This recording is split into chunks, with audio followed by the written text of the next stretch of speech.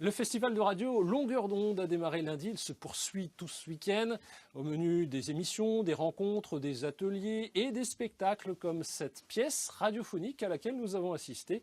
Elle est réalisée par de jeunes Brestois.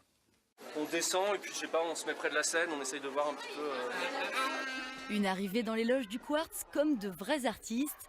Alors pour ces jeunes du quartier de Bellevue, il y a forcément un peu d'excitation. Localement pas, non, personne. Mais non, ça, les costumes et tout.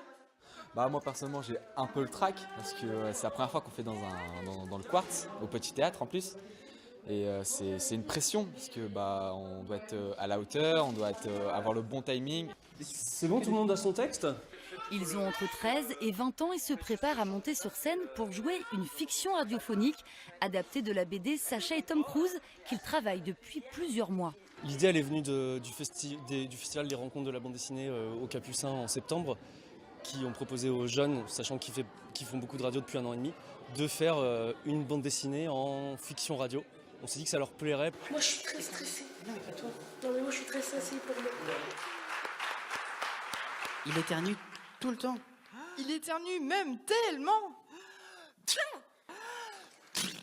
Oh, dégueu.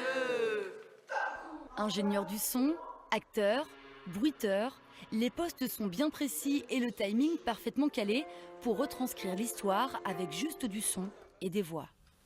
Ça sent bon le beurre salé. Et les toits sont en ardoise.